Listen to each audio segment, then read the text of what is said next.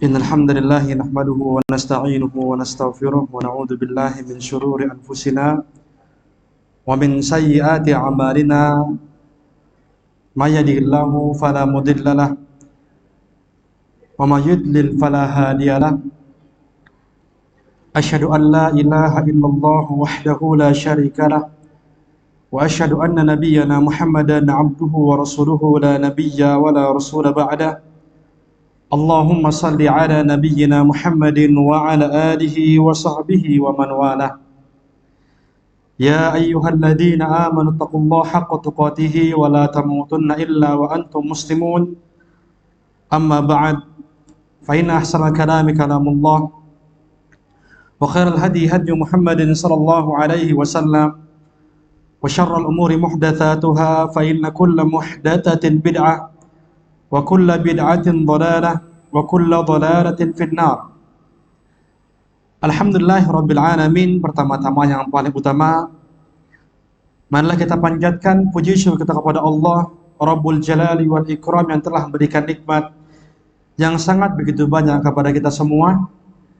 Ya, alhamdulillah atas nikmat yang Allah Subhanahu wa taala berikan kepada kita pada pagi hari ini, kembali kita bisa beraktivitas sebagaimana biasanya. Alhamdulillahirabbil alamin, kita masih bisa untuk beraktivitas, merasakan nikmat yang Allah berikan. Demikian pula kita merasakan nikmat aman yang Allah Azza wa Jalla sampaikan kepada kita. Jadi nikmat aman ini adalah merupakan nikmat yang terbesar yang Allah Subhanahu wa taala berikan kepada seseorang. Bahkan Nabi sallallahu alaihi wasallam beliau pernah mengatakan, siapa seorang di antara kalian aminan fi sirbih, merasakan keamanan dalam wilayahnya, wa mu'afan fi jasadih, demikian pula memiliki rasa sehat pada hari ini, wa indahu qutu yaumih, dan dia punya makanan yang dia bisa makan pada hari ini, faka'annama hizat lahu dunya, maka seakan-akan dia sedang menggenggam dunia. Ini kata Nabi sallallahu alaihi wasallam, atau kama qala Nabi sallallahu alaihi wasallam. Jadi alhamdulillahirabbil alamin, kita bersyukur yang dimana kita masih bisa merasakan nikmat keamanan, keselamatan, ketentraman dalam wilayah kita. Ini merupakan nikmat yang besar yang Allah Subhanahu wa taala berikan kepada kita. Dan kita sebagai sebuah peringatannya, demikian pula ini sebuah alarm untuk kita semua untuk mendoakan saudara-saudara kita kaum muslimin yang berada di Palestina, di Gaza dan juga di tempat yang lainnya. Ya Allah Subhanahu wa taala berikan kepada mereka berupa kekhawatiran, demikian pula ketakutan disebabkan hilangnya keamanan dalam daerah tersebut. Maka kita, kewajiban seorang muslim adalah untuk merasakan derita sebagaimana mereka menderita. Kita pun bersedih sebagaimana kesedihan mereka. Maka jangan sampai lupakan doa yang tulus kita kepada Allah Subhanahu wa taala untuk mereka semua. Semoga Allah Subhanahu wa taala memberikan kesabaran kepada mereka, memberikan kekuatan, dan Allah Azza wa Jalla usir para penjajah, orang-orang Yahudi, dan menjadikan orang-orang Palestina yang merasakan istiqlal atau kemerdekaan dan kenikmatan keamanan. Amin amin rabbal alamin. Dan bagi kita yang memiliki harta, kita pun mencoba untuk bersedekah kepada saudara-saudara kita di Palestina. Alhamdulillahirabbil alamin. Ada mungkin teropak yang berjalan ya di tengah kita, atau mungkin sarana yang lainnya, maka insya Allah nanti ini akan sebagian besarnya atau mungkin semua ya akan diberikan kepada saudara kita di Palestina. Maka silakan untuk menyumbang, memasukkan sedikit rezeki yang Allah titipkan kepada kita untuk kebahagiaan mereka. Ya, silakan kepada ummahat, demikian pula abah, ikhwah semua, bagi ingin bersedekah silakan bisa menitipkan kepada tim Taib. Insya Allah nanti akan disampaikan ya kepada saudara-saudara kita di Palestina. Dan kemudian setelah kita mengucapkan at-thanah atau mengucapkan pujian kepada Allah Subhanahu wa taala, tidak kita lupakan salawat iring salam tercurahkan kepada Nabi kita Nabi Muhammad sallallahu alaihi wasallam beserta para keluarganya, para sahabatnya, serta para pengikut sunnahnya hingga akhir zaman. Ikhwah wa akhwat fillah rahimani wa rahimakumullah. Pada hari ini insya Allah kembali kita akan mengkaji tentang fikih muamalah, yang dimana ini adalah fikih yang penting kita untuk pelajari karena bersinggungan dalam kehidupan kita sehari-hari. Pada pertemuan terdahulu sudah kami sampaikan tentang masalah gharar atau masalah spekulasi untung-untungan dalam berjual beli. Dan ini kita katakan hukumnya tidak boleh. Alhamdulillah 2 pertemuan sudah kita sampaikan akan hal ini. Adapun pertemuan yang kemarin pada pertemuan yang telah lalu kita sudah menjelaskan tentang gharar yang berkaitan dengan ketidakjelasan dalam harga barang atau dalam harga upah dan lain sebagainya, maka ini tidak diperkenankan. Alhamdulillah sudah kami sampaikan. Dan kemudian pada hari ini insyaallah ta'ala kita akan membahas faktor yang kedua yang menjadikan transaksi itu menjadi haram, ya. Karena memang sudah kami sampaikan bahwa transaksi itu asalnya adalah hukumnya halal. Dalam kaidah fikih dikatakan al-aslu fil asya al-ibahah. Asal dari segala sesuatu ini hukumnya adalah boleh-boleh saja. Nah, sehingga masuk ke dalam logika kita, justru yang halal itu lebih banyak daripada yang haram. Hanya setanlah yang membuat kita itu menjadi berpikir, kok syariat agama kita ini susah ya, dikit-dikit haram, dikit-dikit haram. Nah, ini adalah bisikan setan kepada kita. Karena kalau kita ini main logika saja, kita real dengan apa yang Allah berikan kepada kita berupa syariat ini, ternyata keharaman itu lebih sedikit ketimbang yang halal. Contoh aja makanan. Coba sebutkan makanan yang haram. Apa? Ya, nggak jauh, paling babi ya, anjing atau yang lainnya. Coba makanan yang halal. Wah, banyak, semur jengkol, pete. Waduh, mantap semua itu. Sejam nggak kelar-kelar kita nyebutin makanan yang halal. Sama demikian pula transaksi itu hukum asalnya adalah halal, kecuali ketika ada faktor-faktor yang masuk dalam transaksi tersebut dan akhirnya transaksinya menjadi haram. Ada 3 ya. Yang pertama adalah yang kita jelaskan hari ini, yaitu riba. Yang kedua adalah gharar, untung-untungan. Yang ketiga adalah al-zulm atau karena kezaliman. Dan selama transaksi ini keluar dari atau tidak ada 3 faktor ini yang masuk, maka insya Allah ini menjadi halal saja biidznillah ta'ala. Alhamdulillah, pertemuan yang lalu sudah kami sampaikan faktor yang kedua, yaitu gharar. Dan pada saat ini kita faktor yang pertama. Memang agak terbalik, harus saya riba dulu baru gharar ya, tapi tidak masalah, yang terpenting adalah pemahaman. Dan pada pertemuan yang lalu ini agak rumit yang kita pelajari ya tentang gharar itu, tapi semoga kita bisa pahami bersama insyaallah ta'ala. Dan pada saat ini kita akan menjelaskan tentang riba. Ya, riba ini tentu sudah kita ketahui ini tersebut sebagai dosa-dosa yang besar. Akbar adzunub atau dosa-dosa yang besar. Ya, minal kabirah atau dosa-dosa yang besar. Dan bahkan tersebut sebagai al-muhlikat atau sesuatu yang bisa membinasakan, karena memang ini tersebut sebagai dosa besar. Dan Allah Subhanahu wa ta'ala sampaikan dalam ayat Al-Quran tentang bagaimana hukuman orang-orang yang melakukan transaksi riba. Bahkan Allah Azza wa Jalla firmankan dalam surah Al-Baqarah ayat yang 279, Allah firmankan, fa illam taf'alu, kalau kalian tidak meninggalkan riba, fa'adanu biharbim minallahi wa rasulih, maka izinkanlah Allah demikian pula Rasulnya memerangi kalian. Bayangin, ini diancam untuk diperangi Allah dan juga Rasulnya sallallahu alaihi wasallam. Ini berarti tandanya adalah riba ini Masya Allah dosanya sangat begitu besar. Dan kita sudah paham itu, banyak sekali mungkin kita dengar tentang dosa-dosa riba. Bahkan cukup ini ayat ini sudah menandakan bahwa riba itu dahsyat banget dosanya. Bahkan Nabi SAW pun mengatakan dosa riba itu adalah terlaknat. La'anallah akilar riba. Allah melaknat para pemakan harta yang riba. Allah melaknat orang pemakan harta riba dan yang memberikan makannya. Ya, dan juga syahidai, orang yang menyaksikannya menjadi saksi. Dan juga orang yang menulisnya, wahum sawa, mereka semua sama dalam hal laknat kepada Allah Subhanahu wa ta'ala. Antum tahu laknat artinya apa? Ya, al-bu'du an rahmatillah. Laknat itu artinya adalah jauh dari rahmat Allah Subhanahu wa taala. Nah, kita ini masuk surga karena apa? Rahmat Allah. Kita masuk surga sedangkan kita dijauhkan dari rahmat Allah Azza wa Jalla. Maka laknat itu tidak semudah kita ngomongin. Nah, laknat gampang, laknat ya. Tapi maknanya luar biasa besar, bahkan seorang pun jika dia memahaminya akan sulit dia untuk mengucapkan kalimat laknah karena memang ini adalah jauh dari Allah Subhanahu wa taala. Ya, bagaimana seorang bisa masuk surga sedangkan dia jauh dari rahmat Allah Azza wa Jalla.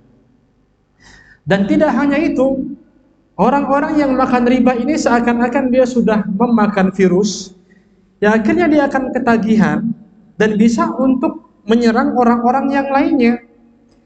Makanya Allah Subhanahu wa taala firmankan dalam surah Al-Baqarah ayat yang ke-275 tentang orang-orang yang makan riba itu apa? Karena dia itu disampaikan oleh Allah, orang yang makan harta riba itu dia ketika dibangkitkan sama seperti orang yang kesurupan setan. Akalnya hilang tuh ya. Kenapa? Allah firmankan dzalika bi annahum qalu innamal bay'u mithlur riba. Karena mereka dahulu mengatakan sungguhnya jual beli ini sama dengan riba. Nah, inilah dia di antara akibatnya kita mengkonsumsi riba adalah kita akan ditumpulkan fungsi akal kita. Akhirnya mengatakan jual beli itu sama dengan riba, atau kita katakan begini, kalau saya nggak ngeriba, saya mau dapat rumah dari mana? Kalau saya nggak ngeriba, saya mau beli mobil motor dari mana? Kalau saya nggak ngeriba, saya mau makan pakai apa? Makanya kalau kita ada yang ngomong begitu ya, kalau saya nggak ngeriba, saya mau makan pakai apa? Bilang aja pakai nasi, udah gitu. Kan manusia makan nasi. Nah itu kenapa? Akalnya sudah lagi tidak berpikir, ya disebabkan Allah Subhanahu wa taala menutup akalnya karena memang dia sudah ketagihan dengan riba.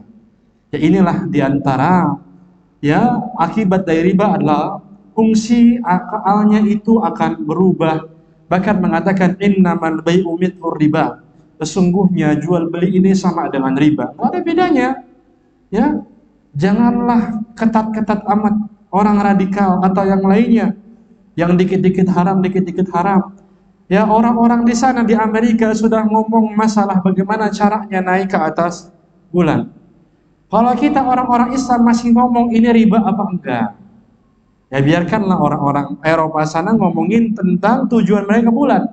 Tapi kita justru selangkah, bukan selangkah lagi ya, jutaan langkah lebih mulia daripada mereka. Karena kita pinginnya bukan lagi ke bulan, tapi kemana? Ke surga Allah Subhanahu wa ta'ala, ya, ke surga Allah Azza wa Jalla.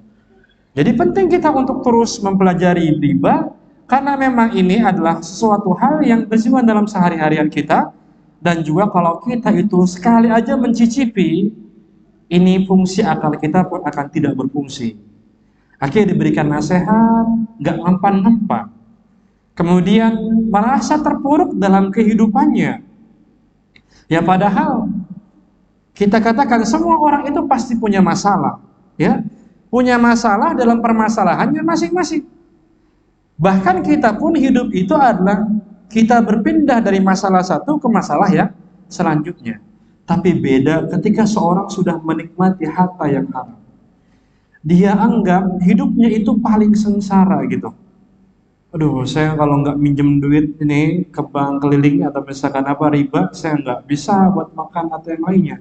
Bayangkan pada orang-orang di luar sana banyak yang tidak punya rumah dan lain sebagainya, tapi mereka hidupnya tentram, nyaman dan lain sebagainya.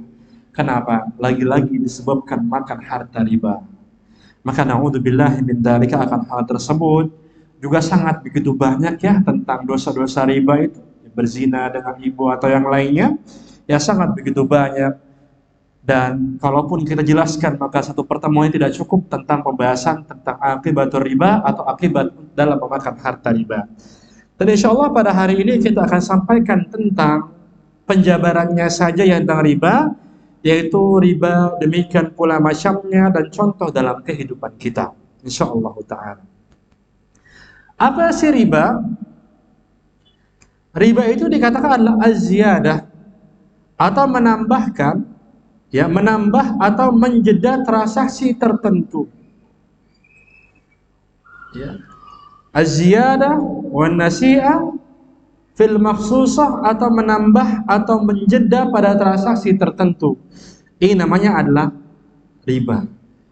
Jadi riba itu enggak hanya nambah, tapi juga ketika kita menjeda sebuah transaksi, maka ini menjadi riba. Apa sih transaksi tersebut? Ya, akhirnya kita pun hati-hati dalam menambah, demikian pula menjeda. Maka insya Allah ini akan kita sampaikan pada hari ini. Adapun hukumnya jelas, hukumnya riba itu halal atau haram? Haram, jelas. Tapi para ulama kita ada yang mengatakan itu riba itu ada yang halal. Betul, kita katakan riba itu ada yang haram, ada yang halal. Kok begitu kira jelasannya? Betul, karena emang sebagian kitab-kitab fikih jelaskan ada riba yang halal, yang bahkan Allah sampaikan dalam Al-Quran, dalam surat yang tadi kita singgung, yaitu Al-Baqarah ayat yang ke-75 tentang riba. Ada yang tahu riba halal apa? Hah? Saya pernah bikin kajian, ya. Saya jadi kajian temanya adalah riba yang halal. Itu Masya Allah ketika itu kajian online, ya, banyak sekali yang ikut, dan diantaranya pakai background affiliates tertentu yang dia ribawi gitu. Itu dia pikir dengan membahas tentang riba yang haram dihalalkan, ya padahal bukan. Ketika saya jelaskan ini, dikit-dikit mereka keluar dari online tersebut. Nah, riba yang halal adalah sedekah, karena Allah firmankan yamhaqullahu riba wa yurbis sadaqah. Allah firmankan Allah memusnahkan riba dan meribakan sedekah. Karena riba tadi apa artinya? Yaitu menambah. Jadi riba yang halal hanya sedekah saja. Karena orang yang dia bersedekah, pada hari ini kita keluarkan uang kita, ya, dimasukkan ke dalam kotak infak misalkan, kemudian dipakai untuk kontribusi kajian, atau mungkin dipakai untuk membantu saudara-saudara kita di Palestina yang lainnya, maka pahalanya sangat besar, dan juga kalau nanti akan dilipat gandakan oleh Allah Subhanahu wa taala, baik pahalanya maupun uang yang kita sudah keluarkan, ad'afan mudha'afah. Ya, jadi kita ngasih sedikit dapatnya banyak. Bahkan Allah firmankan tentang sedekah adalah may yuqridullaha qardan hasanan. Siapa yang minjemin duitnya kepada Allah, fayudha'ifahu lahu ad'afan katsira, maka Allah akan berikan pelipat gandaan yang banyak. Jadi riba yang halal hanyalah sedekah, yang lainnya haram. Beda sama goror kemarin, ya. Kalau goror itu sudah kami sampaikan, ada yang goror yang halal, goror yang ya dia itu dianggapnya diampuni, ada yang gorornya itu fahish atau gorornya haram banget. Nah, ini riba ini dua tadi, ya, yang halal hanya sedekah, yang lainnya itu semuanya haram, ya. Dan kita jelaskan pada hari itu adalah riba yang haram-haram saja. Dan hukumnya haram, ya, yang kita jelaskan pada hari ini karena Allah Azza wa Jalla firmankan dalam surat Al-Baqarah ayat yang 275 sampai 281, ya, tentang masalah riba ini. Maka di sini menunjukkan kepada kita tentang keharaman transaksi ribawi, sehingga tidak boleh kita untuk transaksi riba. Baik, ya, ini adalah pertama tadi adalah pengertian riba, yaitu menambah dan melambatkan transaksi tertentu. Ini pelajaran pertama. Pelajaran yang keduanya adalah hukum riba. Hukum riba adalah haram. Kita katakan, ya, yang kita jelaskan pada hari ini adalah haram. Ya, haram hukumnya karena Allah firmankan dalam ayat Al-Quran. Demikian pula Nabi SAW sudah menjelaskan kepada kita dalam hadis yang cukup banyak. Ini pelajaran yang kedua. Adapun pelajaran yang ketiga adalah macam-macam riba. Macam-macam riba. Apa saja itu? Ya, macam-macam riba ini yang pertama adalah riba al-bay'. Riba al-bay', atau riba dalam jual beli.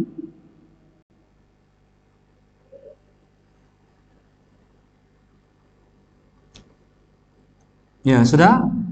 Ya, jadi pengerti atau macam riba yang pertama adalah riba al-bai' atau riba dalam jual beli. Ya, riba dalam jual beli. Apakah itu? Yaitu menambah atau melambatkan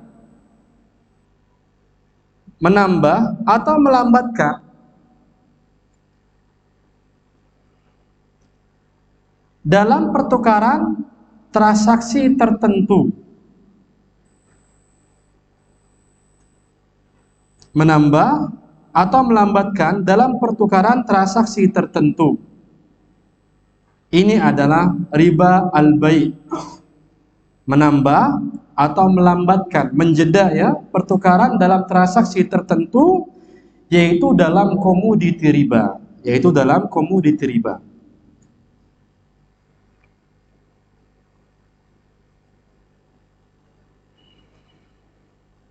Ya, sudah? Nah, ini adalah riba al-bai' atau riba dalam jual beli. Itu tatkala kita tukaran, kita lagi beli nih, ya kita tukeran gitu. Karena di antara demikian pula barter ini pun bagian dari jual beli, dan juga asorf atau ya asorfu atau menukar uang pun bagian dari jual beli. Jadi kita harus berhati-hati dalam hal ini. Kenapa? Karena riba jual beli ini terjadi tatkala kita menambah atau melambatkan pertukaran dalam transaksi tertentu yang ada komoditi ribanya. Apa sih komoditi riba? Komoditi riba itu ada dua ya. Yang pertama adalah mata uang dan alat tukar. Yang pertama adalah mata uang dan alat tukar. Apa contohnya? Az-zahabu bidz-zahabi wal fiddatu bil fiddi, ya, yaitu emas, perak, dan juga umlah atau falas. Tahu falas? Mata uang ya. Emas, perak, mata uang. Ini adalah komoditi riba. Ini adalah komoditi riba macam yang pertama. Jadi saya ulang ya, bahwa riba jual beli ini terletak tatkala ada pertukaran antara komoditi riba. Apa itu komoditinya? Yang pertama adalah mata uang dan juga alat tukar. Yaitu apa tadi? Emas, perak, falas ya, rupiah, dolar atau yang lainnya. Ini adalah komoditi yang pertama. Saya tulis? Alhamdulillah. Komoditi yang kedua adalah makanan pokok yang bisa ditakar dan disimpan dalam waktu yang lama. Makanan pokok yang bisa ditakar dan disimpan dalam waktu yang lama. Ini adalah komoditi riba yang kedua, makanan pokok yang bisa ditakar dan disimpan dalam jangka waktu yang lama. Contohnya apa? Dalam hadis adalah watamru bitamri, contohnya adalah kurma. Kemudian gandum, al-milhu bil milhi atau garam. Ya. Kurma, gandum, garam. Kalau kita apa makanan pokoknya? Nah, beras, apalagi? Jagung, ya. Kemudian ya apa? Al-milh atau garam pun sama komoditi riba. Temannya garam apa? Gula. Gula pun sama. Ini bagian dari komoditi riba karena hasil kias, hasil analogi. Demikian pula kata para ulama adalah al-asal. Apa itu asal? Madu. Madu pun bagian dari komoditi riba. Ya, madu. Apel komoditi riba bukan? Apel makanan pokok bukan? Udah berarti bukan. Kenapa diam? Ya. Atau semangka komoditi riba? Bukan. Atau mobil komoditi riba bukan? Ya, kalau ada makanan pokok namanya mobil itu dimakan ya, bukan komoditi riba. Tapi kan bukan nih ya. Ya, jadi paham ya, ini adalah dua sebab, dua komoditi riba yang kami pisah karena dia sebabnya. Kita ulang ya. Sebab yang pertama tadi apa? Mata uang dan alat tukar. Sebab yang kedua komoditi riba apa tadi? makanan pokok yang bisa ditakar dan bisa tahan lama. Ya, makanan pokok yang bisa ditakar dan bisa tahan lama. Kalau mie instan, riba bukan, kira-kira komoditi riba bukan mie instan. Kayaknya makanan pokok kita tuh setiap hari. Bukan ya. Walaupun di situ ada gandumnya, ada yang lain-lainnya, tapi kita tidak anggap mie itu adalah makanan pokok. Bahkan kita sekenyang apapun kita makan, kalau selama belum makan nasi itu belum makan, betul nggak? Udah makan belum? Belum. Ya, tapi tadi makan somai, dimsum, ini, tapi belum makan itu, nggak ada nasinya. Ya, somai juga bukan makanan pokok ya. Jadi makanan pokok yang bisa ditakar dan ya tahan lama. Nah, ini komoditi riba yang saya pisahkan sesuai dengan sebab ilah, namanya ilah ya, sebab atau klasifikasinya dua ini. Nah, sebenarnya emas itu riba enggak sih? Kita katakan tidak. Demikian pula tadi kurma itu riba atau enggak sih? Kita katakan tidak. Ya, jadi orang makan kurma enggak makan riba dia. Atau tadi perak, demikian pula gandum, ya demikian pula beras dan lain sebagainya. Apakah riba? Tidak. Tapi ini disebut sebagai komoditi riba. Kenapa? Tersebut sebagai komoditas karena memang kalau kita salah nih ya, kalau kita salah dalam bertukar antara komoditi riba, maka kita bisa terjerumus dalam transaksi ribawi. Gitu ya. Jadi komoditi riba ini kita harus berhati-hati. Ya, ini rumusnya ya. Komoditi riba ini kita harus berhati-hati dalam bertukar. Nukerin tuh. Karena kalau tidak tepat, tidak sesuai dengan syariat dalam pertukarannya, maka disebut sudah terjadi riba. Itu dia ya. Nah, kemudian bagaimanakah peraturan syariat dalam pertukaran komoditi riba? Tulis ya. Peraturan syariat dalam pertukaran komoditi riba agar tidak jadi riba, agar tidak jatuh ke dalam riba. Peraturan syariat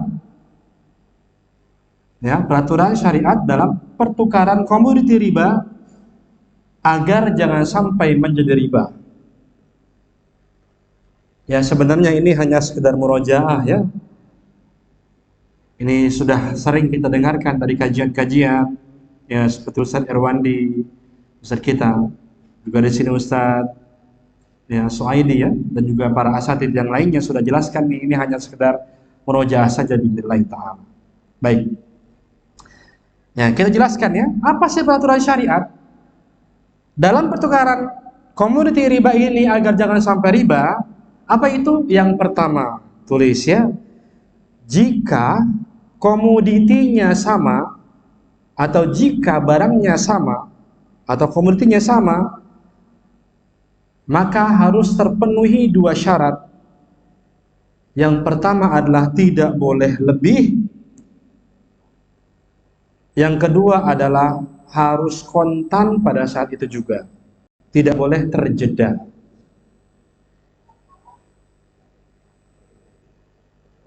Harus kontan. Yang pertama, tes. Yang pertama tidak boleh berlebih, jadi tukarnya harus sama. Yang kedua harus kontan pada saat itu juga. Ya dan biyadin, mithlan bimithlin, kata Nabi SAW. Ini syaratnya. Kalau kita menukar komoditi riba yang sama, barangnya sama, maka pastikan kita ada dua syarat yang harus terpenuhi. Yang pertama adalah tidak boleh ada yang lebih, harus sama takarannya. Yang kedua apa tadi? Berbeda pendapat. Yang kedua kontan. Ribet amat sih. Nah, contohnya begini. Kita tukeran emas dengan emas. Kita katakan emas ini adalah bagian dari komoditi riba. Walaupun saat ini emas tidak lagi dipakai sebagai mata uang. Ya. Dan ini mansus alaih, ada hadis dari Nabi SAW bahwasanya emas itu harus tukar dengan emas dan harus dikatakan ya dan biyadin, mithlan bimithlin, atau harus sama takarannya. Demikian pula harus kontan tatkala kita menukar emas dengan emas. Contoh, ini pada tahu semua sih, cuman ini merajaah. Ya, saya datang ke toko emas, punya emas 20 karat. Demikian 5 gram. Dan kemudian setelah itu saya tukaran, ingin diganti dengan emas 5 gram juga, tapi 24 karat. Ngerti nggak contohnya? Ngerti ya? Kemudian saya tukar. Nah, ketika saya tukar, sang mbak pemilik konter itu ridho nggak, saya nggak nambah apa-apa. Dia pasti minta tukar tambah, Pak. Tambah berapa? 100.000. Maka ini tersebut sebagai riba fadl atau riba karena ada penambahan. Paham? Kenapa? Ya walaupun tadi kualitasnya berbeda ya, emas 20 karat dengan 24 karat tentu berbeda. Tapi syariat mengatur ketika ditukar harus sama gramnya. Tidak boleh ada penambahan. Kalau ada penambahan namanya adalah riba fadl atau riba karena ada penambahan. Paham? Contoh lain. Saya termasuk golongan orang yang mendapat bansos setiap bulannya dari pemerintah. Bantuan sosial ya dari pemerintah. Kemudian saya mendapatkan beras. Apa nama beras itu? Bulog ya. Beras bulog. Nah, kebetulan karena saya makannya bulog mulu setiap hari, saya ingin merasakan beras rojo lele. Tahu rojo lele? Mahalan mana tuh? Ya pasti rojo lele ya. Akhirnya saya datang ke teman saya dan saya mengatakan, Pak, tukeran dong, saya punya bulog, Bapak rojo lele nih. Saya pengen lah sekali-kali pengen makan beras yang beras yang enak, ya, yang empuk pas lagi dimakan. Saya pengen seperti Bapak lah, pengen makan berasnya enak, misalkan. Oh nggak apa-apa, silakan tukeran. Tukeran boleh? Boleh, tukeran boleh, nggak masalah. Tapi harus hati-hati. Ketika sang bapak ini ngomong ke saya, boleh aja. Tapi syaratnya, kamu ya bawa beras bulognya ke sini 2 karung, ditukar sama saya 1 karung. Ngerti nggak? Ini namanya adalah riba fadl. Beras ditukar sama beras juga yang semisal ya. Ketika dia tidak sama takarannya, maka disebut sebagai riba fadl atau riba karena ada penambahan. Ngerti nggak? Itu lagi kita kasih contoh lagi. Oke, contoh lagi. Misalkan saya tukeran, apalagi tukeran banyak. Apa namanya? Kurma juga sama. Kurma kan kurma banyak macam-macamnya. Ada ajwa, ada sukari atau yang lain. Kualitasnya beda-beda lah kurma. Tukeran kurma sama kurma boleh? Boleh, nggak masalah. Gitu. Namun pastikan yang tadi ya syarat yang pertama, kita masih baru bahas syarat pertama ya. Tadi syarat pertama apa? Harus sama, tidak boleh ada penambahan. Jadi kalau teman saya itu mensyaratkan kalau kita nukar harus nambah, maka ini disebut sebagai riba fadl namanya, atau riba karena ada penambahan. Paham ya? Seperti itu. Ya riba fadl atau karena ada riba penambahan. Atau yang lainnya. Banyak, misalkan contoh tukeran duit. Tukeran duit rupiah sama rupiah. Nah, pas lagi lebaran biasanya di pinggir jalan atau di mana-mana tuh. Nah, saya butuh uang recehan. Saya ada uang 500.000. Mau dijadikan pecahannya 10.000 semua. Saya tukeran sama teman saya kasih 500.000, dia cuma ngasih 450.000. Riba atau enggak? Riba. Ramanya riba apa? Riba fadl karena atau riba karena ada penambahan. Paham? Paham nggak nih? Alhamdulillah. Jangan pas pulang tiba-tiba tadi bahas apa Ustadz ya? Ya biar paham. So, contoh lagi ya, biar lebih paham. Apa ya? Buket atau buket? Buket atau buket? Bukan burket, bukan. Buket atau buket? Buket lah ya, bau kue, tahu nggak? Kok pada nggak tahu nih? Itu loh yang kayak kembang apa? Bunga, tahu kan? Nah, tahu ya? Mungkin dahulu buket itu hanya hanya tanaman saja ya. Ketika wisuda atau yang lain kita kasih buketnya berbentuk bunga-bunga saja. Nah terus berkembang sekarang, berubahlah bunga itu menjadi makanan, ya makanan-makanan atau yang lain. Berkembang lagi apa jadi uang. Nah pada saat itu kita kan mau tuker mau beli buketnya tadi kan, buketnya di uangnya atau di buketnya itu ada uang 1 juta. Kita pun beli, Pak ini berapa buketnya ini Pak? Oh ini isinya uangnya 1 juta. Berapa harganya? 1.200.000. Kita kasih uang 1.200.000, kita ambil buketnya yang 1 juta. Riba atau tidak? Riba, fadl, karena ada kelebihan. Tapi kan ini mah usaha jual beli, sama saja nukeran, mau sifatnya nuker, mau sifatnya jual beli, selama ada tukeran itu kan ada duitnya. Buketnya ada duitnya, saya bawa duitnya, saya tuker. Itu tidak boleh kecuali harus sama. Ngerti? Contoh lagi ya, biar paham. Udah ngerti mau biarin lah, jangan banyak-banyak. Nggak apa-apa lah, misalnya contoh. Nah sekarang, zaman dulu itu mahar gampang. Dan pinginnya itu mahar yang gede-gede ya. Jutaan dan lain sebagainya. Tiba-tiba sekarang maharnya itu di dalam bingkai. Ada duitnya di situ. Tahu? Ngerti nggak yang saya sebut? Yang ngerti ya? Di situ ada uang, ya, misalkan 1.900.000, sekarang nggak berapa? 24. 2.410.000 ya berapa itu sesuai dengan tanggalnya ya. Itu ada uang di sana. Kemudian dijual kepada kita. Ini berapa harganya? Ini misalkan ya, di bingkai tersebut itu ada uang 2 juta. Kemudian dijual kepada kita 2.500.000. Kita kasih uang 2.500.000, kita terima uangnya yang tadi 2 juta. Riba kah? Riba. Karena pada saat itu kita tukeran uang dengan uang. Ngerti atau tidak? Nah, solusinya ya sekarang ya. Nah, solusinya kalau tadi emas nih, kita mulai dari awal. Kalau emas, kalau si mbaknya tadi atau encinya minta uang ada tambahan, solusinya gimana? Kabur? Ya kabur bagus, termasuk solusi. Solusinya apa? Dijual dulu dengan penjualan yang benar-benar dijual. Apa itu? Misalkan tambah Pak, harus nambah gitu. Ya udah kalau gitu mah nggak jadi, saya jual aja sih. Ini emasnya berapa? Dihitung sama dia. Oh ini 2 juta. Nah ketika dia sudah mengatakan 2 juta, kita jangan langsung nunjuk emas 24 karat dulu, jangan. Dia kasih dulu duitnya sama kita. Emasnya kita kasih uangnya, kita dapat uangnya. Setelah itu baru saya beli dong yang 24 karat 5 gram berapa. Ngerti? Alhamdulillah. Buket tadi. Buket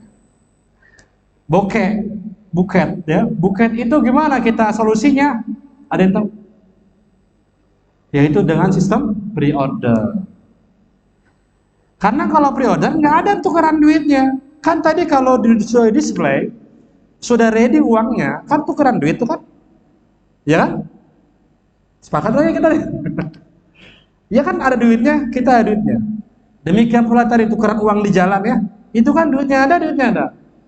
Nah ini tidak boleh ada kelebihan, karena emang sudah ready dua-duanya, duitnya ada, duitnya ada. Seperti itu. Maka solusinya adalah dengan menggunakan pre-order aja. Yaitu apa? Kita datang ke toko, di sana display ya, kita katakan, Pak, tolong dong bikinin saya buket yang 1 juta. Ini uangnya ini 1 juta uangnya, tolong nanti dibikin ya. Kemudian 200.000 buat Bapak. Boleh atau tidak? Boleh. Ada tukeran nggak di situ duit?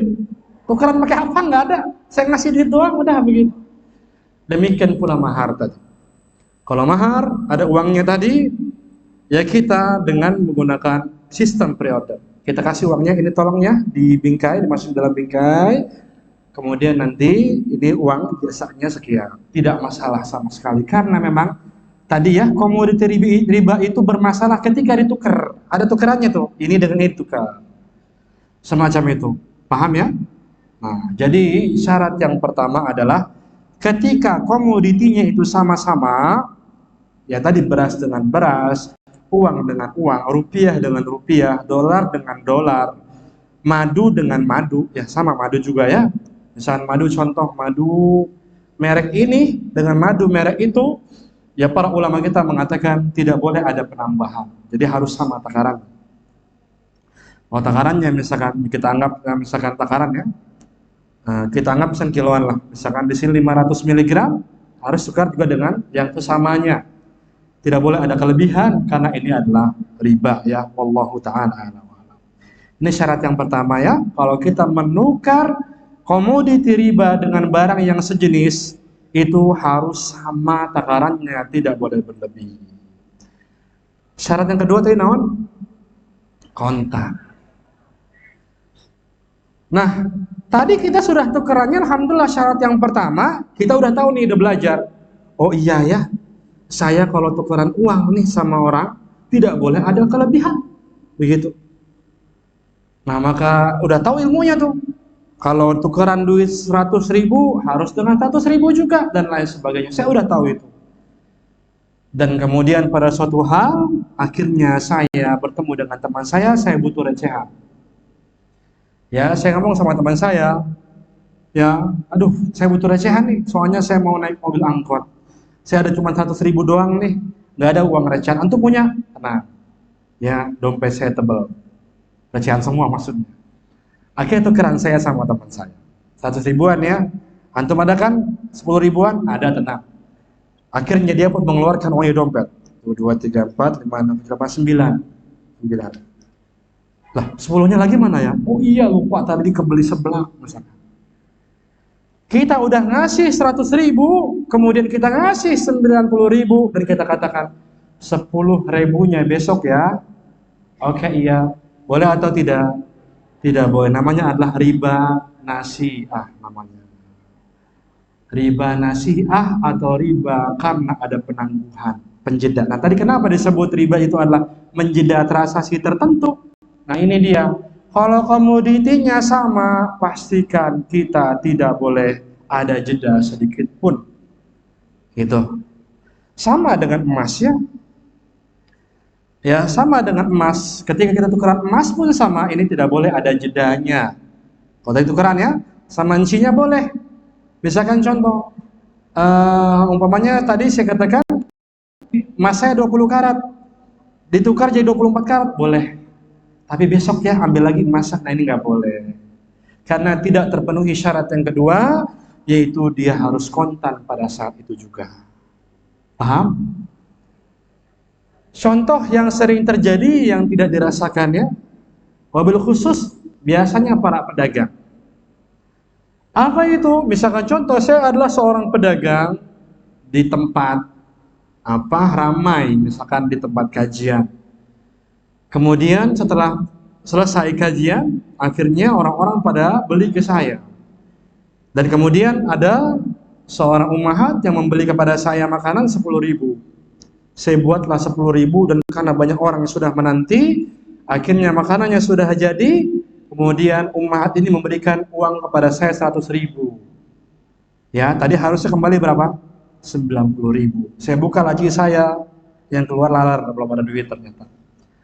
Akhirnya saya lari itu karena memang saya panik ya, banyak orang di sana mau beli ke tempat saya. Saya panik tuh. Akhirnya saya lari ke teman samping saya tuh. Saya lari kemudian, tukeran duit dong, saya butuh recehan ini. Ada yang belanja, belum ada kembaliannya. Oke. Berapa? 100.000. Kemudian teman saya udah hitung. 1, 2, 3, 4, 90. Langsung saya tarik duitnya. Ya, langsung saya tarik. Dengan saya kembali ke toko, saya kasih ke ibu-ibu tersebut. Saya balik lagi, ngambil 10.000. Riba atau tidak? Riba namanya ini. Riba nasi'ah atau riba karena ada penangguhan. Ngerti nggak nih kayaknya pada gitu. Gitu ya. Jadi pastikan dalam satu tempat gitu. Kita belum berpisah. Nah ini masih boleh kalau masih belum berpisah. Tapi kan tadi saya udah terpisah. Saya udah ninggalin teman saya. Ya saya tadi udah ngambil 90.000 padahal saya udah kasih uang cepet kan 100.000.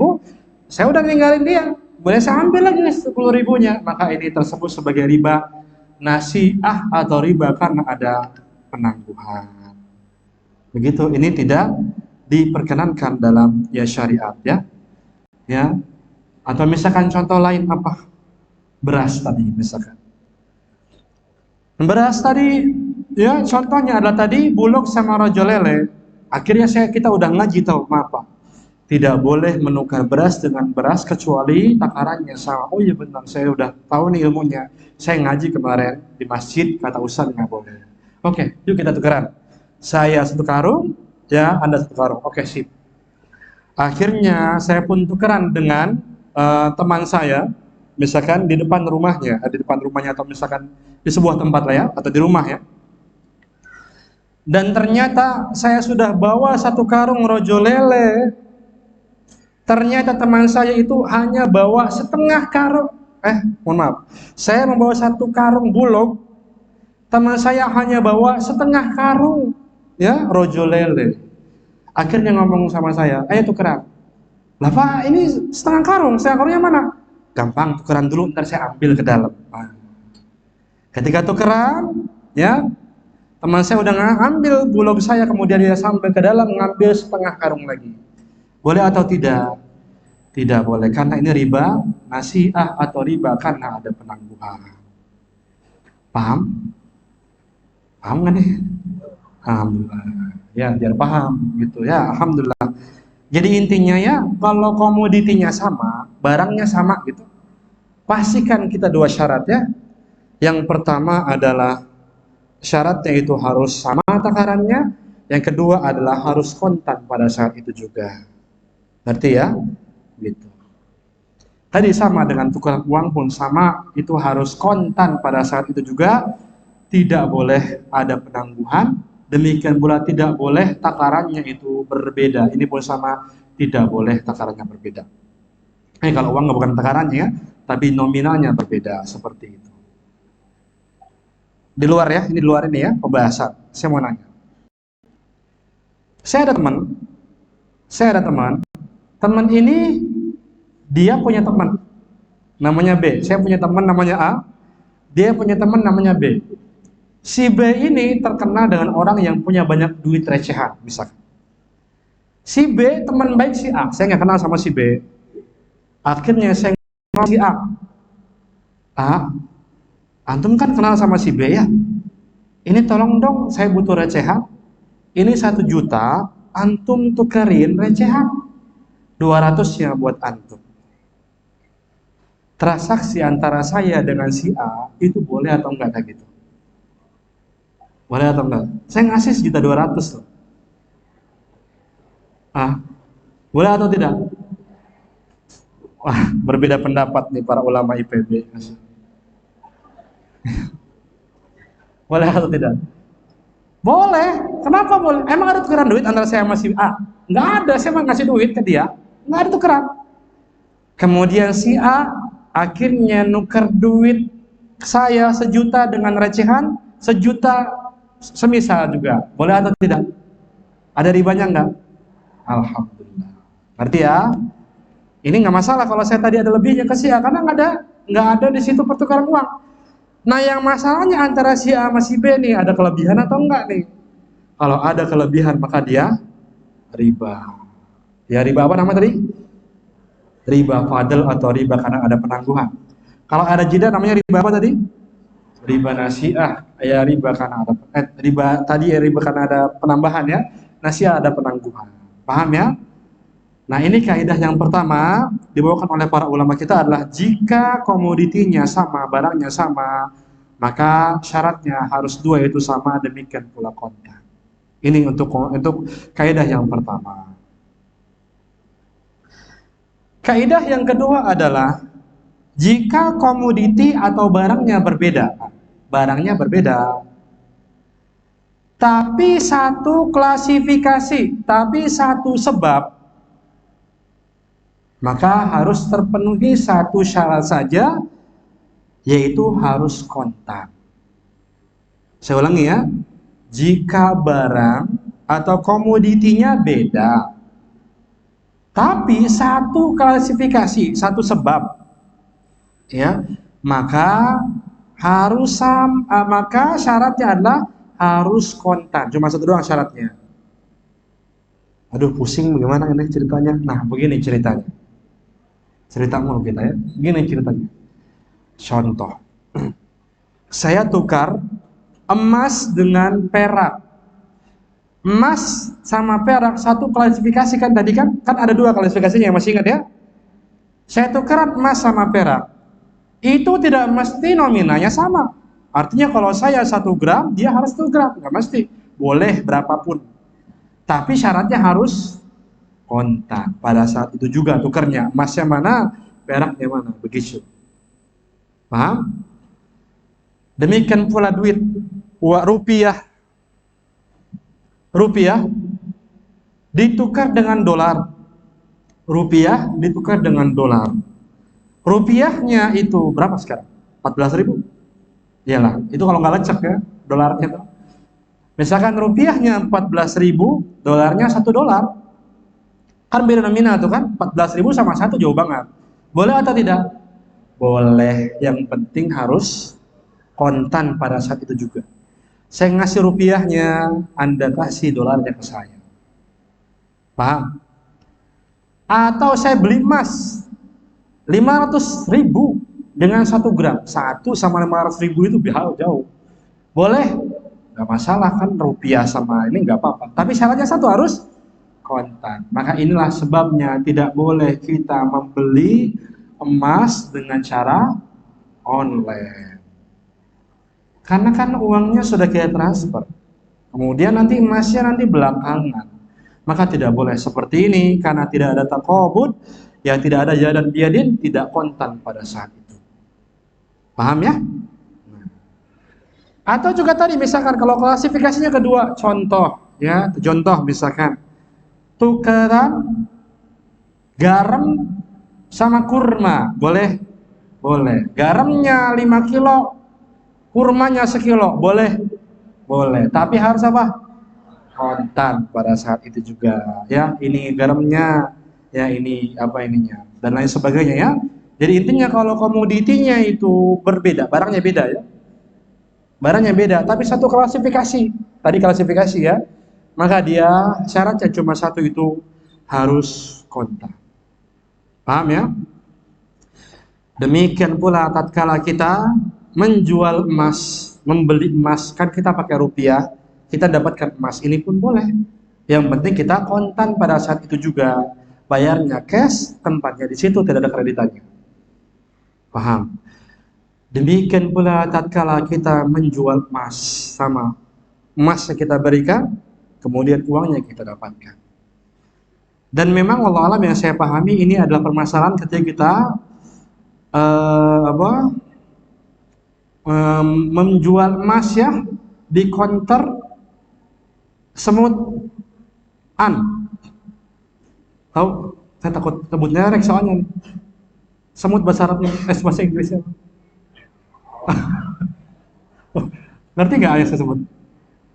Nggak tahu, ya udah saya sebutlah antam, astagfirullah. Nah, kalau kita beli, udah pernah beli datam? Nah, kan kalau kita beli paling konter sedikit ya ini insya Allah. Tapi kalau kita jual, itu bisa kontan nggak dapat duitnya? Dia nunggu ya. Yang saya pahami, ya yang saya tahu itu kalau kita jual emas kita, maka nanti ditransfer uangnya. Agak lama jedanya, kita udah pulang baru transfer.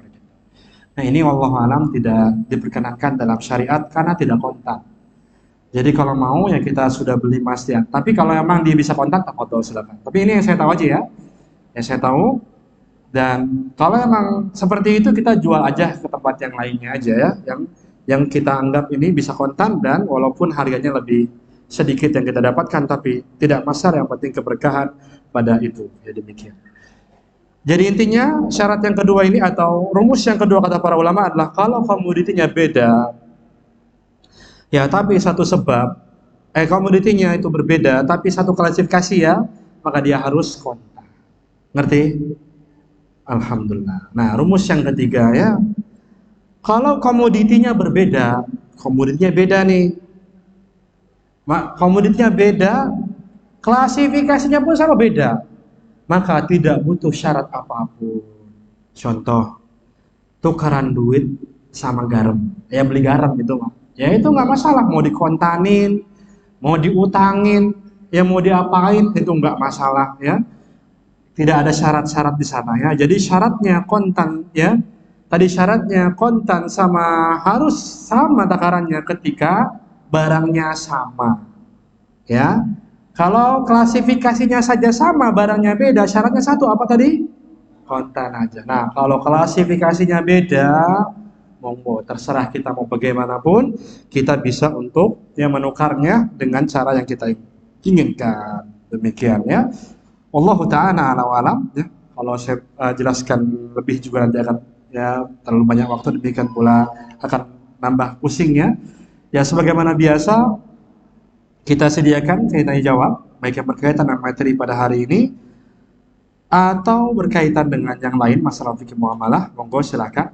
Dan pakai kertas saja ya, karena untuk mengefisienkan waktu, karena dua pertemuan yang kita sudah lakukan itu biasanya yang bertanya itu cukup banyak ya, dan kita lewat ini saja dulu, kecuali memang belum ada pertanyaan ya. Silakan yang ingin bertanya untuk ditulis di kertas dan untuk dikumpulkan. Barakallahu fiik.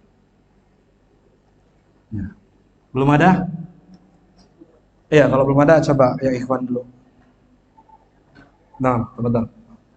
Kalau falas atau emas itu kan harganya ditentukan oleh lembaga pemerintah gitu ya. Terus harga jual dan harga belinya berbeda. Nah, secara syariat apakah dibolehkan? Nah. Saya beli lebih murah daripada lebih mahal dibandingkan dengan saya jual. Betul. Ya. Barakallah. Iya, pertanyaan yang pertama, belum ada nih yang kertas-kertas ya. Oh, sudah ada. Pertanyaan yang pertama, itu biasanya ketika di konter untuk menukar uang falas ya, itu kan sesuai dengan kebijakan orang yang punya aja, walaupun untuk mengikuti bagaimana pada saat itu ya, tapi biasanya berbeda. Contohnya adalah harga beli sama harga jual. Misalkan kita misalkan tukeran uang ke real aja deh. Di Indonesia dengan di Arab Saudi itu beda. Biasanya lebih banyak di Indonesia kita dapatnya. Nah, ini kan berbeda antara harga jual sama harga beli itu berbeda. Jadi tukeran nih misalkan kita tukeran rupiah dapatnya real tadi, dengan kita tukeran real dengan rupiah kok beda gitu. Maka kita katakan tidak masalah walaupun berbeda antara harga jual sama harga beli. Walaupun tadi ada misalkan dia ini untuk mengambil untung lah atau yang lainnya, tidak masalah. Karena apa? Syaratnya baku dijelaskan oleh para ulama kita. Kalau memang dia berbeda falas, rupiah dengan dolar, rupiah dengan yang lain itu, maka syaratnya cuma satu apa tadi? Kontan saja. Jadi kalau selama dia kontan maka ini boleh-boleh saja. Nah, barakallahu fikum. Ya. Untuk macam yang kedua, ribanya ini yang kita jelaskan ya. Yang tadi pada saat ini adalah riba al-bai atau riba jual beli. Yang kedua namanya riba al-qard atau riba tatkala minjam uang. Nanti kita belum jelaskan itu. Nah, mungkin nanti untuk perluasannya dari pertanyaan yang datang. Izin bertanya Ustaz, bagaimana solusi penukaran falas di bank? Karena umumnya teller akan mengambil uang kita terlebih dahulu, kemudian proses transaksi di sistem. Setelah itu baru ketahuan nilai falasnya, kemudian teller biasa meninggalkan konter untuk mengambil uang atau falas di brankas. Umumnya teller tidak mempunyai stok falas dan brankas teller, jadi harus mengambil falas brankas supervisor. Jazakallah khairan. Jika harus seperti ini, kita pindah saja. Kalau memang dia tempatnya jauh, dia berbeda tempatnya, dia harus pergi ke tempat yang lainnya, itu kita pindah saja karena ini sudah tidak takobut lagi atau sudah tidak kontan. Namun kalau berangkasnya di sana, supervisornya juga di sana, masih dalam satu tempat ya, satu tempat itu kita ini paham ini adalah satu majelis gitu. Jadi satu majelis ini bukan berarti kita cuma berapa meter aja gitu. Selama ini disebut sebagai satu majelis, misalnya selama ini di masjid ya, ini satu majelis nih. Selama itu pula tersebut sebagai iadan biadin atau kontan.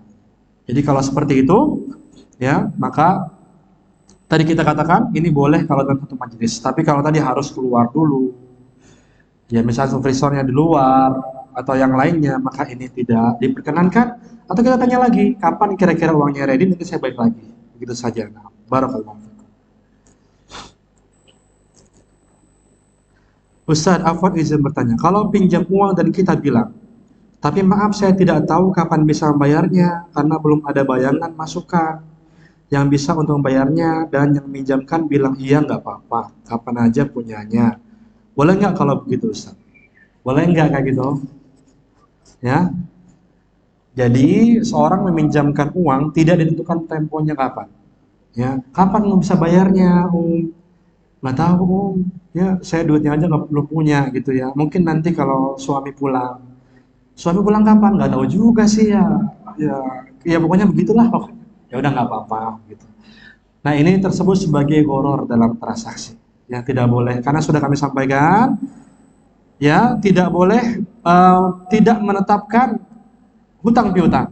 Ya, bahkan Al Imam An-Nawawi beliau mengatakan, ya, ittafaqal ulama, para ulama kita bersepakat ya, tidak boleh menjual beli bithamanin majhul, dengan harga yang tidak diketahui, bi ajalin majhul, dengan ajal atau dengan waktu yang enggak diketahui. Walaupun ujung-ujungnya iya nggak apa-apa, tetap tidak boleh, namanya gharar.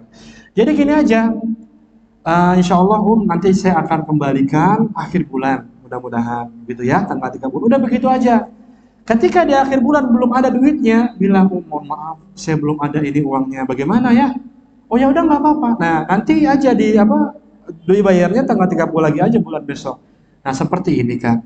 Ya, karena apa? Karena Allah Azza wa Jalla firmankan dalam surah Al-Baqarah, dalam ayat yang paling panjang, yang bahkan kemarin sudah kami sampaikan ya, tentang ayat ini, tentang apa? Tentang hutang piutang, itu Al-Baqarah 282 ya, Allah firmankan, "Idza tadayantum bidainin ila ajal musamma."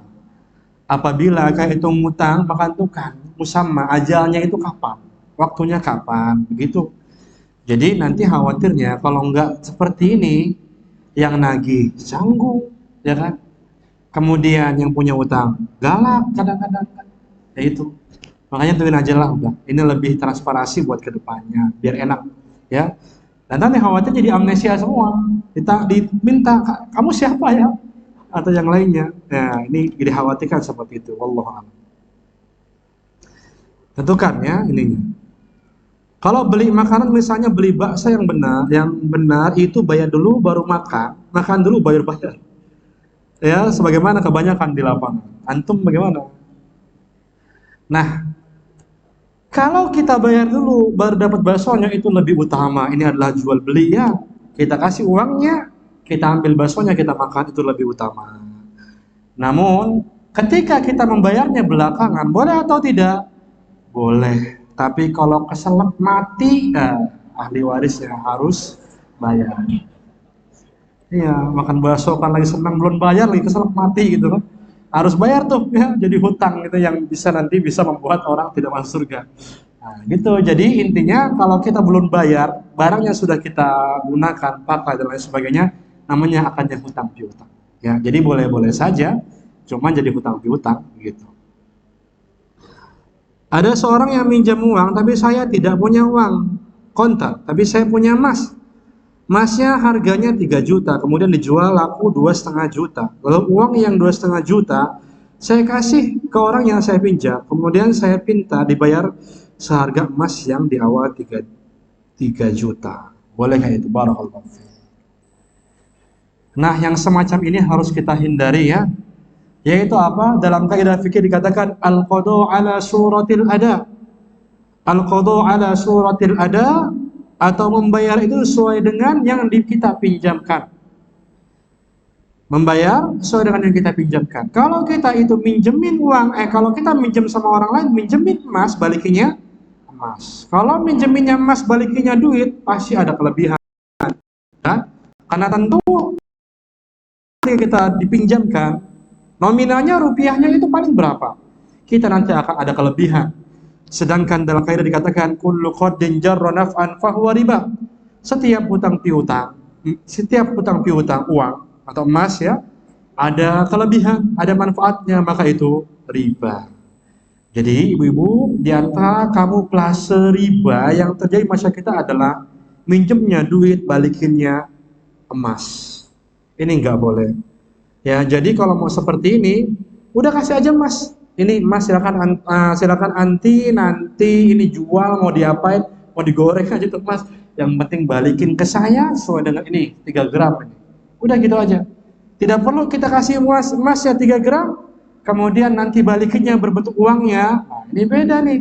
Ya, tahun sekarang dengan tahun besok sudah beda nominalnya, maka nanti khawatir ada riba. Demikian pula kalau minjem uang, balikinnya duit juga. Tidak boleh emas. Ya, kalau emas nanti ada kelebihan atau ada kurangan. Ini ada ribanya nanti. Ya, demikian. Jadi kalau ada teman yang seperti itu, kita katakan mohon maaf, saya minjemnya uang, balikinnya uang. Begitu aja ya, karena ini biasa digunakan sebagai kamuflase biar untung ya, walaupun dia pinjamnya tadi dengan emas dan diharapkan ada kelebihan. Gitu. Wallahu ta'ala. Jika kita pinjam emas tahun 2020, harga emas 1 gramnya 500.000. Jika kita kembalikan emas tahun 2021, harga emas 1 gramnya 600.000. Bagaimana hukumnya? Apakah harus dikembalikan bentuk emas? Apa bisa diuangkan? Nah, balikinnya pakai apa tadi? Emas juga. Karena tadi tuh 100.000 untung tuh, ya 1 bulan itu. Nah itu dia. Allah. Ustadz, bagaimana dengan uang mahar nikah yang uangnya sudah transfer duluan? Dan yang dihadirkan saat akad adalah simbolis mahar saja. Apakah tidak sah syarat nikahnya? Waduh, ini ngomongin nikah nih. Sah, insya Allah tidak mengapa. Karena para ulama kita menjelaskan tentang mahar tidak hanya tatkala ijab sama qabul. Kalau uangnya diberikan sebelum ijab sama qabul, ini mahar, ini disebut sebagai mahar. Atau bahkan ketika sudah nikah lama baru diberikan, ini pun ini sebagai mahar. Juga Allah Subhanahu wa taala firmankan dalam Al-Qur'an tentang talakan. Wa idza talaqtumun nisa, ya pokoknya banyak di situ, apabila kamu itu menceraikan perempuan, kemudian kamu belum menentukan maharnya, fanisfu ma faradtum, maka setengah dari apa yang kamu berikan, dan itu ada hukumnya. Artinya mahar itu tidak mesti diberikan tatkala akad. Boleh sebelumnya, boleh setelahnya, dan nikahnya sah. Wallahu a'lam. Bagaimana hukumnya jika menerima pemberian barang dan makanan dari orang yang bekerja di bank konvensional? Apakah pemberian barangnya boleh dipakai dan pemberian makanan apakah boleh dimakan? Terima kasih Ustaz. Wallahu ta'ala a'lam. Bahwasanya makanan itu adalah makanan, duit itu ya duit. Begitu maksudnya. Riba yang terlarang, riba tatkala kita minjem duit bukan haram uangnya, tapi haram transaksinya. Makanya Allah Subhanahu wa taala firmankan dalam surat yang tadi kita sudah singgung ya. Allah firmankan faman ja'ahu mau'izatun min rabbih fantaha falahu ma salaf. Apabila sudah dia bertobat kepada Allah yang dahulu, biarlah dahulu. Artinya uangnya nggak usah dikembalikan. Jadi maksudnya gini, bukan makanan ya. Misalnya begini, kita punya transaksi riba, itu uang itu tetap punya kita gitu. Tinggal kita rasanya kita selesaikan. Demikian pula Allah firmankan dalam ayat yang 279, Allah firmankan, fa'ilam, yang dimana Allah firmankan, wa in tubtum falakum ru'usu amwalikum. Apabila kalian itu bertobat, maka modalnya untuk kalian.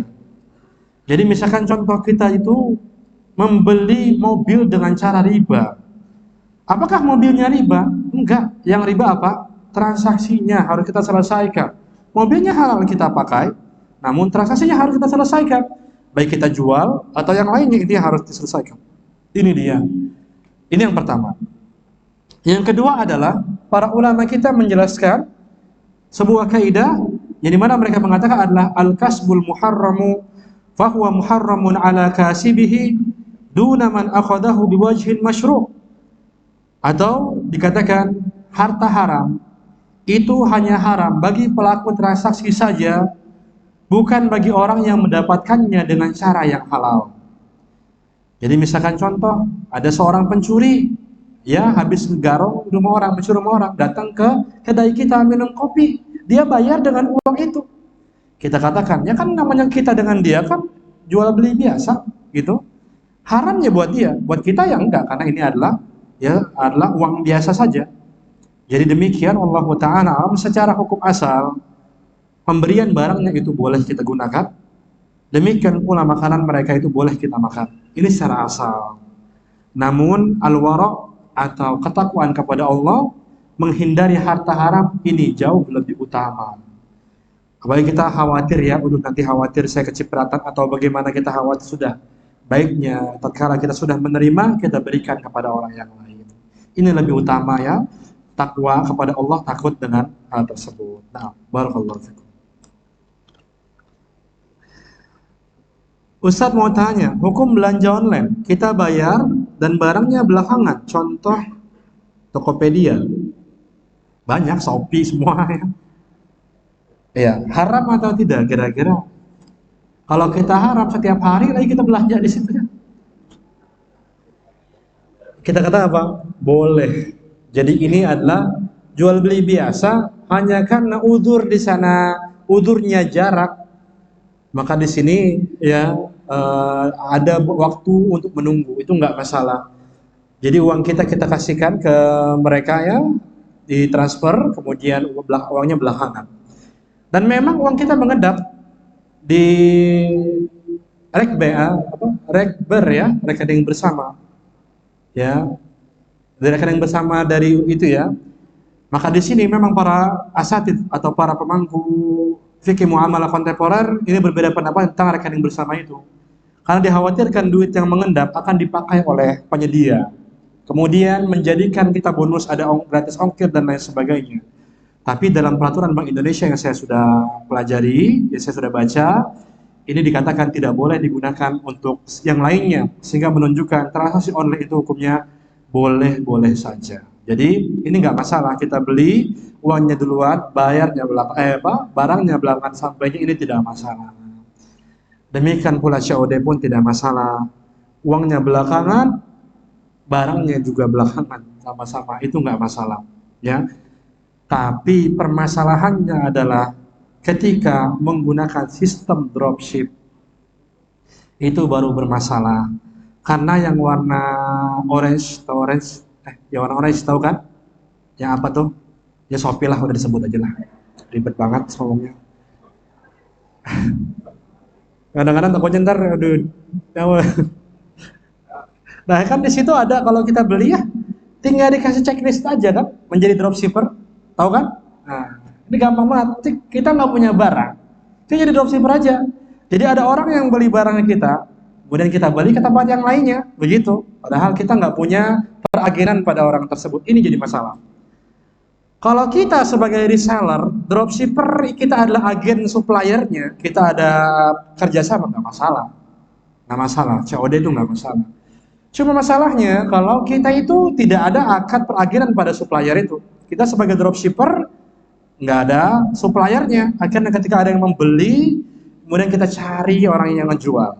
Ini banyak seperti ini kan? Maka di sini bagaimana hukum membelinya kepada mereka? Ya, nah kalau kita menggunakan sistem COD, maka tidak boleh. Kenapa? Karena masuk dalam jual beli hutang dengan hutang. Duitnya belakangan, barangnya pun nggak ada. Kita kan beli sama orang, orangnya nggak ada barangnya itu. Ya, jadi ini adalah hutang dengan hutang. Seperti itu ya. Jadi COD yang terlarang adalah ketika sistem dropshipper tanpa ada peraginan. Jadi misal kita belinya di toko Bogor, tiba-tiba datangnya dari Sukabumi misalkan. Nah ini kita perlu curiga nih. Kan kita beli tokonya di Bogor, kenapa yang di Sukabumi? Nah ini bagus yang kalau seperti itu kita juga COD ya. Nah, barakallahu fikum.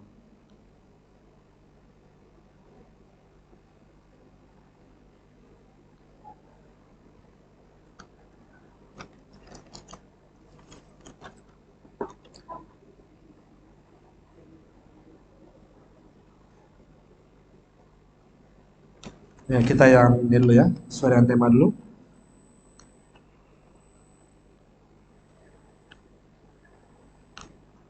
Apa hukumnya bekerja di asuransi binara syariah yang diawasi oleh Dewan Pengawas Syariah? Mohon penjelasannya, barakallahu.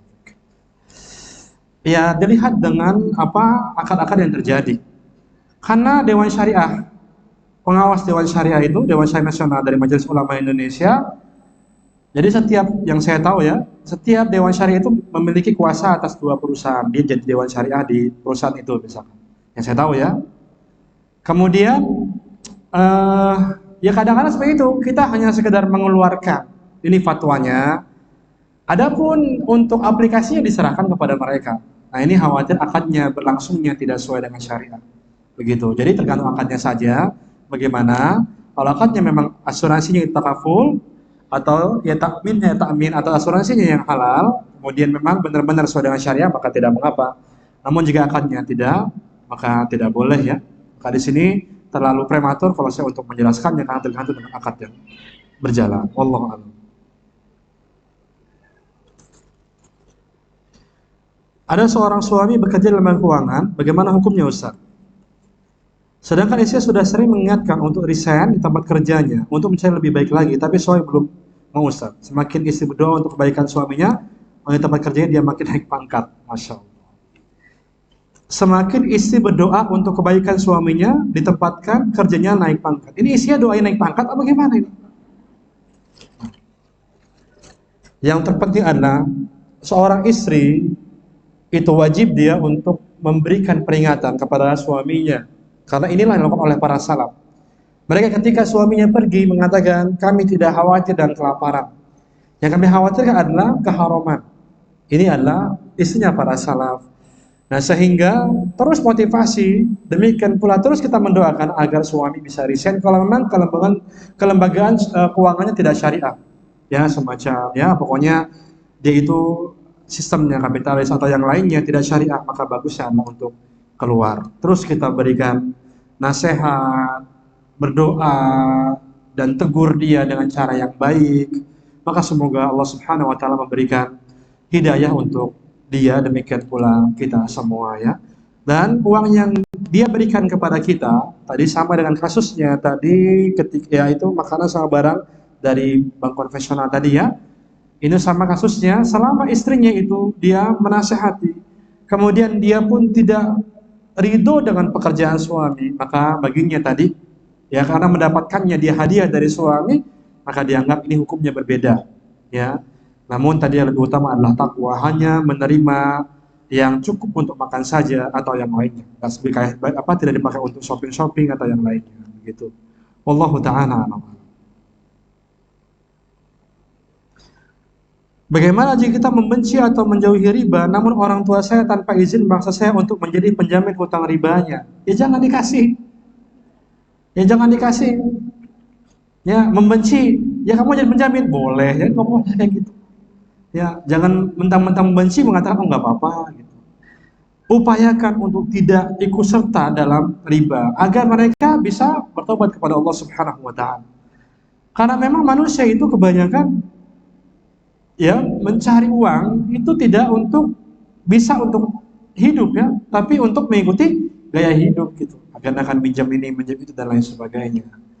Jadi kita itu kata Ustaz Farid itu kan orang itu dia masuk dalam bingkainya ya, jadi tempurungnya gitu. Jadi merasa hidup itu susah gitu. Karena dia sudah mikir kalau saya nggak minjam ke bank, saya mau minjam kemana lagi. Sedangkan banyak solusi-solusi yang Allah Subhanahu wa Ta'ala tawarkan untuk kita semua. Namun jika memang nggak bisa, kemudian diintimidasi oleh orang tua atau yang lainnya, ya maka setidaknya kita tidak tersebut sebagai pelaku yang dilaknat. Karena yang dilaknat itu ya hanya pemakannya, pemberinya, saksinya, dan penulisnya.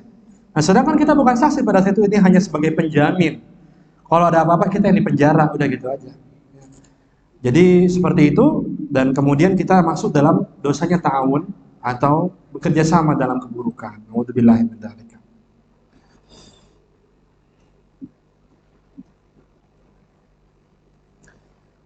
Saya seorang janda pensiunan. Saya meminjam uang ke bank pensiunan untuk memperbaiki rumah saya dengan jaminan surat pensiunan. Apakah itu riba?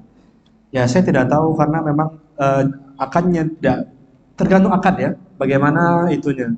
Kalau memang di sana minjem uangnya itu ada kelebihan, ada dendanya, itu riba.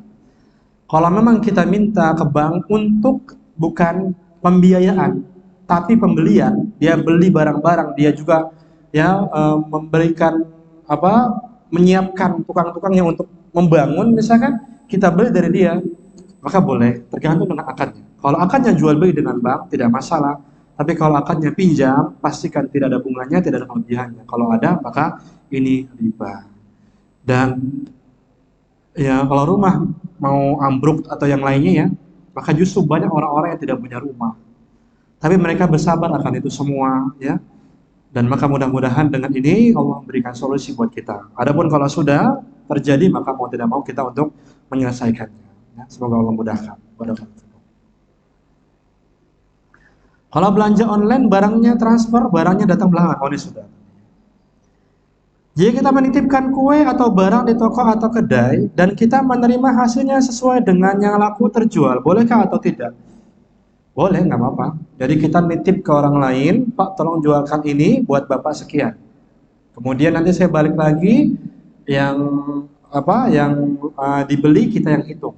Ya kita hitung jadi berapa. Ini boleh-boleh saja Allah. Kalau ada kerabat dekat mengajak bekerja sama untuk investasi proyek rumah yang ia jalankan sedang pembangunan, ia berperan sebagai kontraktor pembangunan dan membutuhkan dana. Lalu saya menginvestasikan uang di proyek tersebut, lalu kerabat tersebut menjanjikan keuntungan dibagi bersama-sama. Dengan uang yang saya investasikan juga akan dikembalikan dalam jangka waktu 6 bulan. Apa keuntungan yang dijadikan tersebut riba, tapi kerabat tersebut juga melebihi batas waktu bayaran yang dijanjikan, bagaimana dengan hal tersebut? Iya, jadi begini, kalau kita investasi namanya adalah mudorobah. Kita ngasih duit, ada yang ngurusin. Ya, kita ngasih duit, ada yang ngurusin. Bagaimana sistemnya? Sistemnya adalah, kata Ibnu Qudamah Al-Maqdisi, ya ini demikian pula para ulama yang lain, mereka bersepakat, para ulama kita adalah ketika mudorobah itu berlangsung, maka duit modal dulu dibalikin. Dan tidak ada perhitungan untung dulu. Modal dibalikin, tapi dengan syarat tidak boleh ada penjaminan uang modal pasti kembali, tidak boleh. Kalau ada penjaminan uang modal pasti kembali, maka itu adalah riba karena minjem duit ada keuntungannya. Tidak boleh ada penjaminan, Anda investasikan 10 juta, 6 bulan pasti kembali, tidak boleh. Walaupun dalam sistem mudorobah, memang adalah ketika sudah ada penghasilan dari usaha ya, dikembalikan untuk pengembalian modal dulu. Ini kata para ulama kita. Dan kemudian baru setelah sudah kembali modal, keuntungan pun dibagi sesuai dengan kesepakatan di awal. Misalkan 50-50 tadi ya, 50-50 atau yang lainnya, ya maka ini diperbolehkan. Dan ketika modal ini tidak kembali karena usahanya kolap ya, atau dia rugi ya, maka kita tidak bisa minta kelebihannya atau kembalian dari modal kita karena memang usahanya itu tidak berjalan. Demikian ya. Dan sudah kami sampaikan di antara investasi yang bodong yang tidak boleh dalam syariat, yang pertama ciri-cirinya adalah penjaminan modalnya pasti balik. Ini bahaya. Walaupun tadi ya dibalikin modal tapi nggak ada penjaminan. Yang kedua, keuntungan dibagi secara persentase, itu betul. Tapi sesuai dengan modal, ini pun salah. Ya misalnya contoh, Anda investasi kepada kami 10 juta, setiap bulannya kami akan berikan 10% dari 10 juta, yaitu 1 juta setiap bulannya. Ini tidak benar, ya. Ini bukan lagi mudharabah, tapi ini utang piutang uang, ya, yang ada ribanya. Wallahu a'lam. Hukum kita masukkan uang ke dalam sebuah aplikasi, lalu kita mendapatkan promo di dalamnya. Bagaimana hukumnya? Oh, ini dengan kode-kode ya. Kalau ada orang yang masuk aplikasi dengan kode kita, benar nggak gitu? Kita dapat uang 50.000 kadang ya, atau yang lainnya. Maka Allahu a'lam ini ya, yang Allah alam ya, tidak ada ribanya, tidak ada gorornya nih, hanya usaha biasa saja untuk menarik konsumen ke dalam sebuah promosi di sebuah aplikasi, maka tidak mengapa ya dengan itu tertentu ya, bahkan itu sebagai jualah atau sayembara, siapa yang dia bisa nyari orang dia dapat segini, ini tidak masalah ya, wallahu ta'ala a'lam.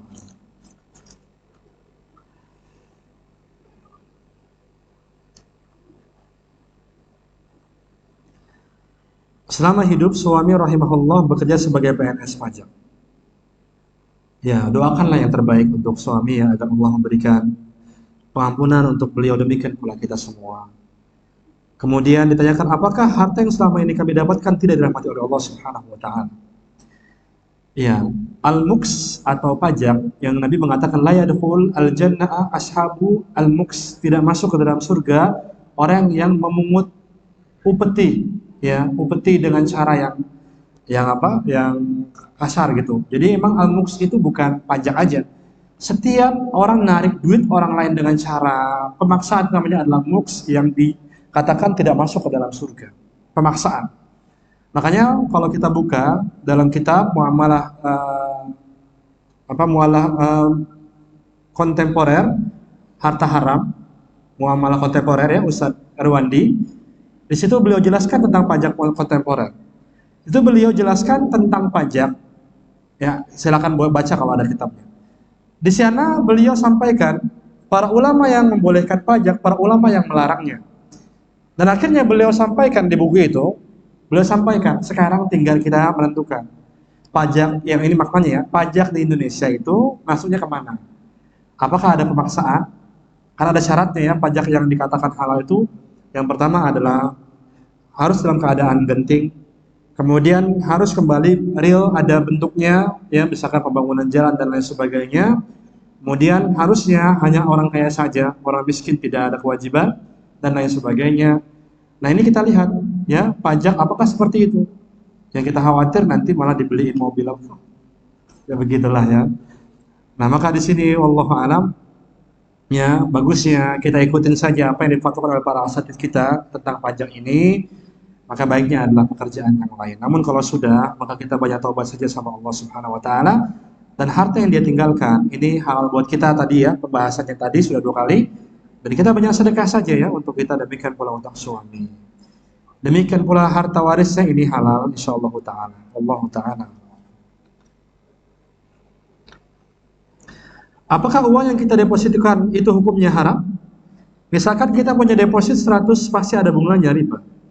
Karena kita tidak mau mengambil ribanya itu dan disalurkan kemana uang ribanya itu sebaiknya. Barakallahu fiik. Iya, jadi kalau kita buka buku-buku fikih muamalah kontemporer itu ada 2 akad dalam bank. Yang pertama adalah akad rekening koran, tabungan biasa. Yang kedua adalah akad deposito, yaitu tabungan berjangka yang kita bisa ambil nanti. Kalau kita buka buku-buku mereka, mereka mengatakan bunga keuntungan deposito itu boleh diambil. Tapi masalahnya mereka menulis adalah orang Arab Saudi. Ya, ini beda akadnya di kita di Indonesia. Maka deposito itu kita lihat akadnya, namun ya Allahu alam sepertinya yang lebih dominan itu tidak boleh kita ambil bunganya. Karena memang pertama kita deposito itu akadnya adalah kita tabungan, nabung di situ. Kemudian dipakailah uang kita, kemudian ada kelebihan. Ya, maka di sini tidak boleh kita untuk mengambil bunganya. Bunganya kita sedekahkan saja kepada fasilitas umum. Kenapa? Karena yang pertama itu bukan uang kita, tapi uang masyarakat. Bukan uang kita ya, tapi uang masyarakat. Yang kedua adalah ini bukan halal buat kita.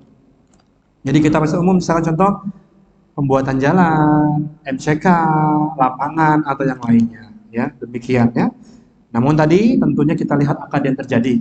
Bagaimana deposito tersebut? Apakah memang itu adalah investasi?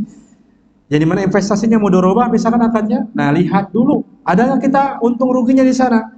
Kalau untung terus, nah ini biasanya kan gitu kalau di bank. Di sana dijelaskan untungnya sekian persen setiap bulan. Dan kita lihat kok ini kita untung terus, nggak ada ruginya. Nah, ini bisa bermasalah dalam mudharabah. Ini bukan mudharabah beneran. Ya, ada masalah di situ. Wallahu a'lam.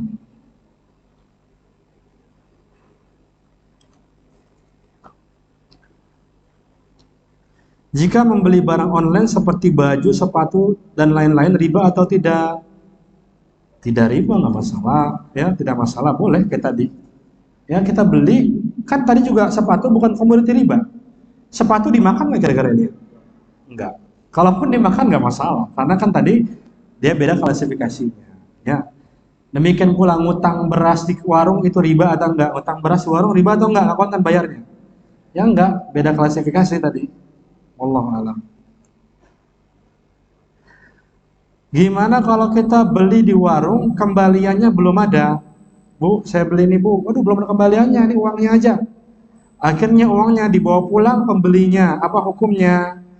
Kalau pembelinya kepaduk mati pada saat itu, utang piutang harus dibayar ahli warisnya. Jadi ini utang piutang lagi ya, seperti tadi makan bakso keselak gitu.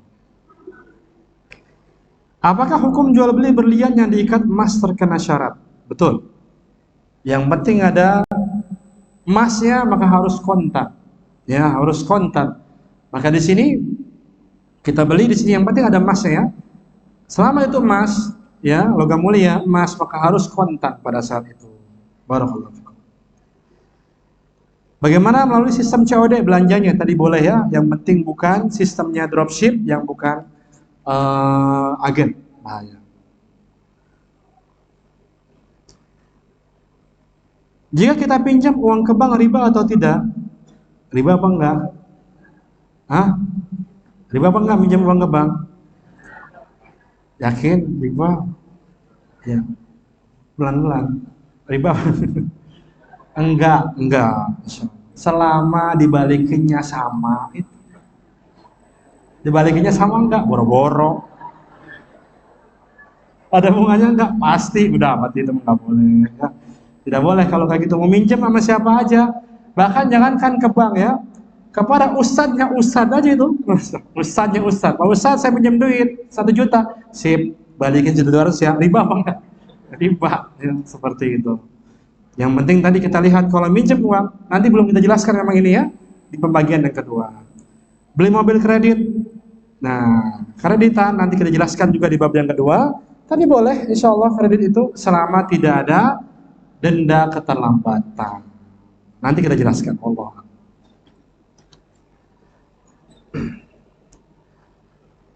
Ya, Assalamualaikum Ustaz. Bagaimana hukum seorang membeli voucher belanja di market tertentu? Misalkan vouchernya itu isinya 100.000 dijual 70.000. Boleh nggak? Ada teman kita dapat voucher belanja dari perusahaannya, dia nggak dipakai. 100.000 vouchernya dijual sama kita 75.000. 75.000 sama 100.000 nih, tukeran. Boleh atau tidak? Ayo, boleh atau enggak? Ya, gitu ya. Ya kalau jamaah begitu, kalau salah disalahin ustadznya, kalau benar nih. Ya begitulah kalau belajar. Iya, kita lihat dulu. Voucher itu di tempat mana dipakainya? Di Superindo misal. Oh, saya sebut merek lagi ya. Ya nggak apa-apa lah. Dipakai di toko sebelah rumah kita, bisa nggak? Nggak bisa. Maka itu bukan mata uang. Itu bukan mata uang, karena itu hanya berlaku di tempat tertentu saja. Maka ini tidak disebut sebagai mata uang, jadi boleh kita untuk membeli walaupun dengan harga yang berlebih. Masih banyak amat nih. Baik.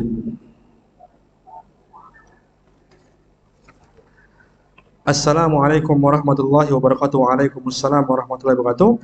Bagaimana cara berhenti dari riba sedangkan kebutuhan selalu mendesak dan tidak ada pilihan lain selain meminjam uang riba? Karena kita dibingkai dengan hidup seperti itu, akhirnya kita pun beranggapan tidak ada solusi kecuali riba. Makanya Allah katakan di sini dampaknya kita makan riba sekali adalah Allah firmankan, "Dzalika bi annahum qalu innamal bai'u mithlu riba." Atau dalam makna kita, kalau kita nggak riba, saya makan dari mana ini? Ini adalah disebabkan kita sudah mencicipi riba. Sehingga kita pun ya terkukung dalam transaksi ribawi terus. Akhirnya kita mikirnya kita nggak bisa punya rumah kecuali karena riba. Kita nggak bisa punya uang kecuali karena riba dan lain sebagainya. Maka cobalah lihat, tengok, kita harus keluar dari syarat. Ya, ternyata banyak orang-orang yang lebih membutuhkan dari kita, tapi mereka siap ya untuk menderita demi mendapatkan harta yang halal, walaupun sedikit.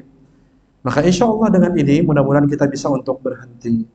Karena tentu kita semua pasti punya permasalahan dan tidak hanya kita saja punya permasalahan. Orang-orang semua pasti punya masalah. Namun kalau kita tinjau masalahnya dalam satu tempat saja, kita akan sulit untuk menyelesaikannya. Coba lihat kita pandang yang lainnya dan selanjutnya. Makanya Allah Subhanahu wa taala firmankan tentang orang-orang yang sabar.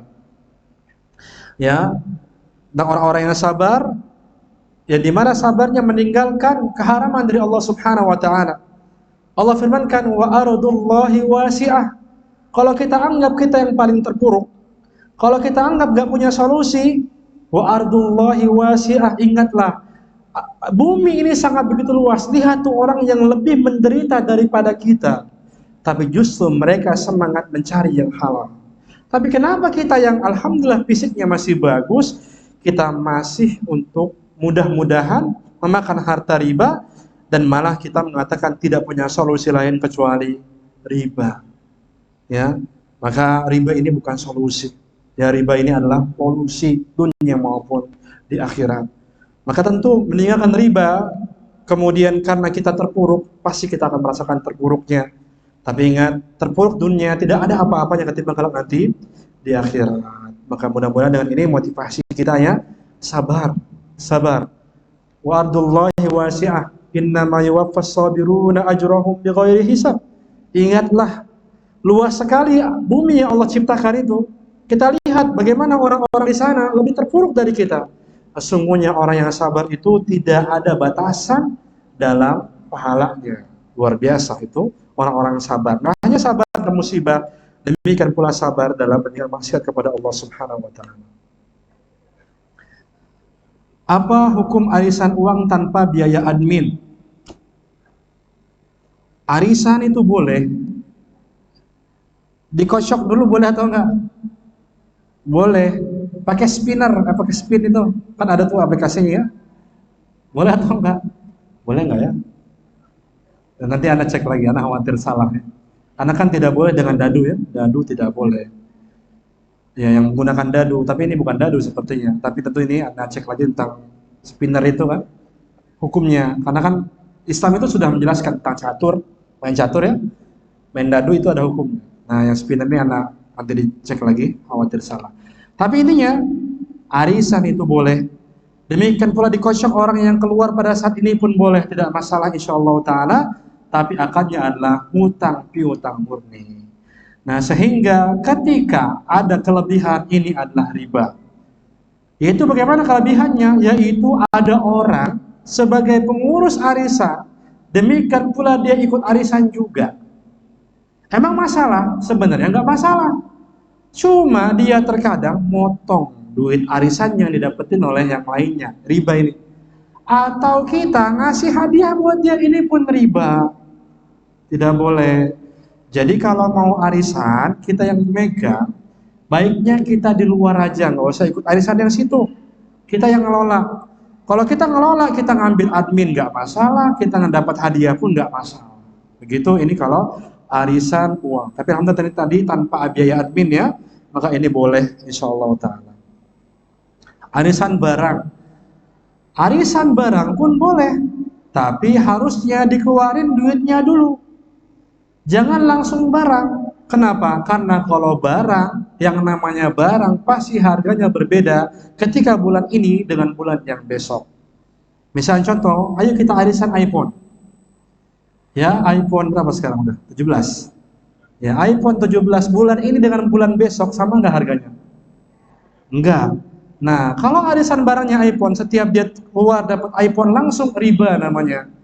Karena ada yang untung, ada yang rugi. Setiap arisan ada untung sama rugi itu adalah riba. Karena arisan ini adalah akad yang hutang piutang. Nanti kita jelaskan ya. Riba itu tidak hanya riba jual beli. Riba dalam hutang piutang pun sama termasuk riba. Begitu. Jadi, kalau mau arisan barang, duitnya itu dikeluarkan. Bu, ya sebagaimana biasa, bulan ini yang keluar dapatnya 20 juta. Sedangkan iPhone bulan ini hanya 17 juta misalkan. Berarti 17 juta kita belanjakan handphone, iPhone-nya 3 jutanya buat Anda. Begitu ya. Jadi keluar dulu uangnya biar jelas, bukan langsung ngasih barang. Karena nanti di sini ada untung sama rugi. Allahu a'lam. Kalau kita beli bahan pokok secara online seperti beras dan lain-lainnya, boleh atau enggak? Nggak masalah. Ngutang di warung juga nggak masalah ya. Yang penting apa? Dibayar itu. Yang ngutang doang misalnya, amnesia.